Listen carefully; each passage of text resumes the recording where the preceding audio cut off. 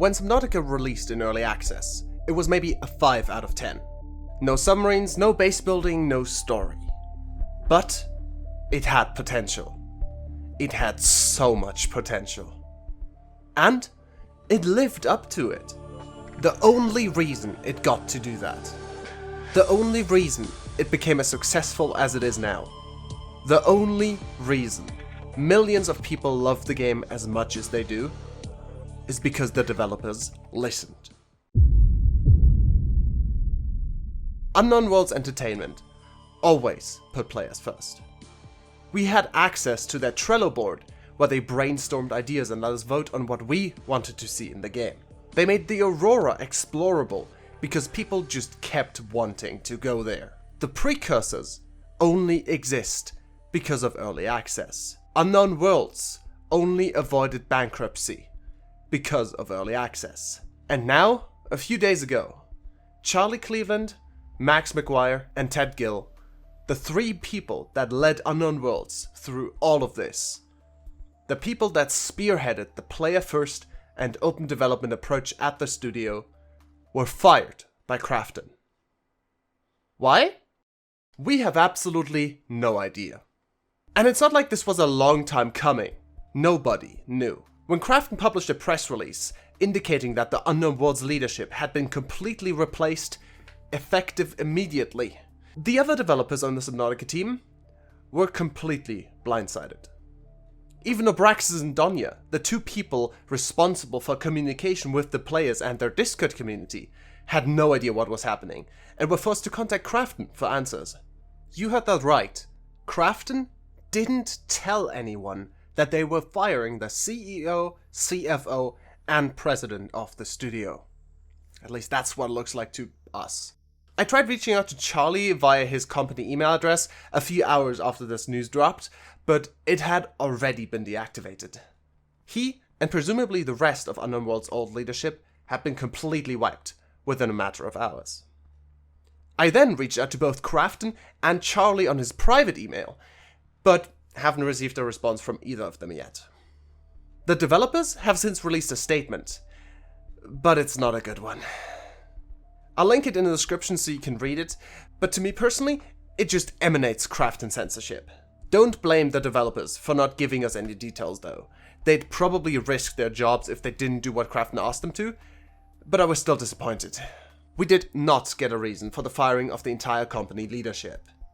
Instead, we just got corporate speak for, "Don't worry, everything is fine, nothing will change." Right. But why fire the entire leadership of a game studio unless you're wanting to make drastic changes that they wouldn't be okay with? And considering this letter was sanctioned by Krafton, I just don't think we can take their word for it. When they acquired Unknown Worlds, for example, they promised to not touch or mess with the existing structure of the studio. And we saw how that turn out. Or remember their last Subnautica-related press release? The one where they used terms like games as a service to appease shareholders, without telling the devs, who then had to scramble to set things right with the community. To me, it just feels like Krafton cares more about shareholders than making quality games. I don't know Max McGuire or Ted Gill, but I've talked to Charlie multiple times and even met him at Gamescom in 2022. In all of our interactions, one thing stood out. Charlie's a man who cares incredibly deeply about the games he's working on. Not only did he always put the players first, he genuinely seems to try and make the best games he can. After Subnautica 2's release, he held a 1-hour talk about how they made the game to teach other developers to do the same. And it just radiates passion. I'll link it in the description for you to watch if you're interested. When I chatted with him about Subnautica 2 in 2022, it was obviously nowhere near early access yet. But he was already excited for the player feedback and to make a game with and for this community. Now, what changes do you think Krafton would want to make to the game that someone like Charlie would object to? Keep in mind that Charlie's passion project, Moonbreaker, randomly added microtransactions until they were forced to remove them from Backlash. Do you really think Charlie wanted that? Or that Krafton made him do it to increase revenue?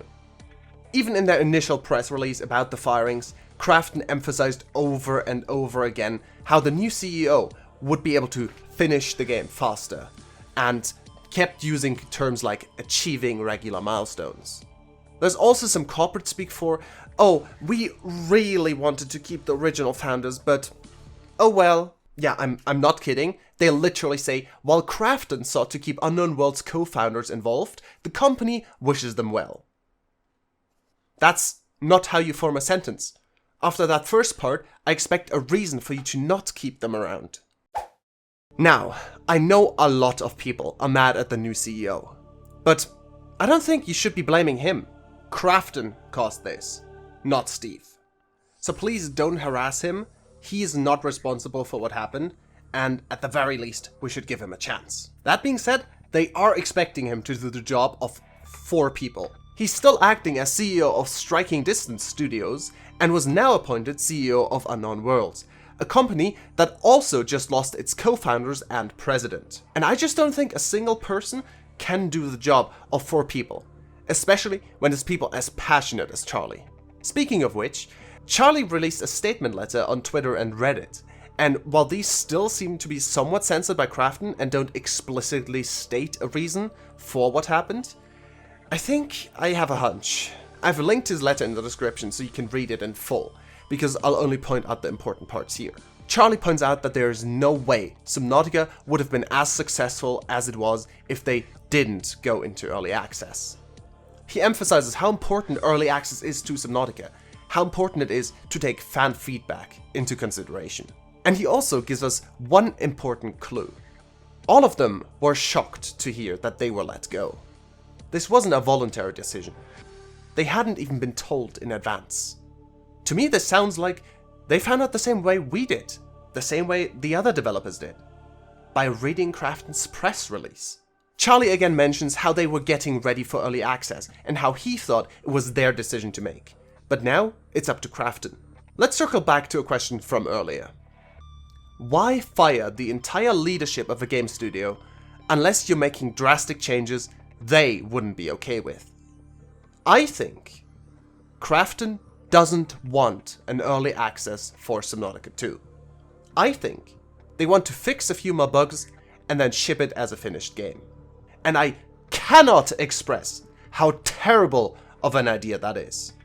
I would rather wait 2 more years for Subnautica 2's early access than get a rushed product right now.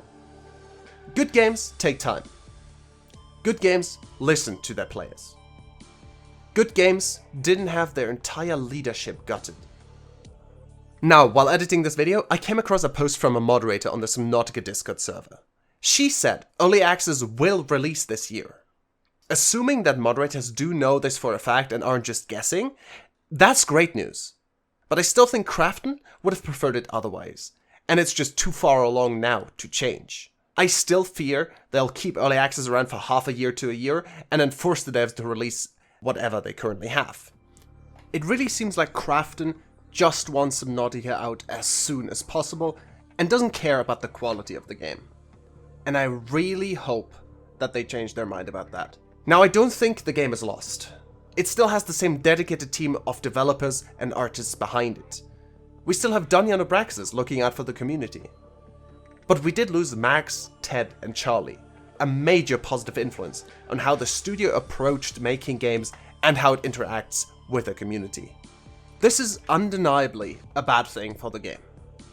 We just don't know how bad just yet. I personally hope that development is far enough along where Krafton can't change things up too much. Early access and time are essential for Subnautica 2's success, and we need to make sure Krafton knows that.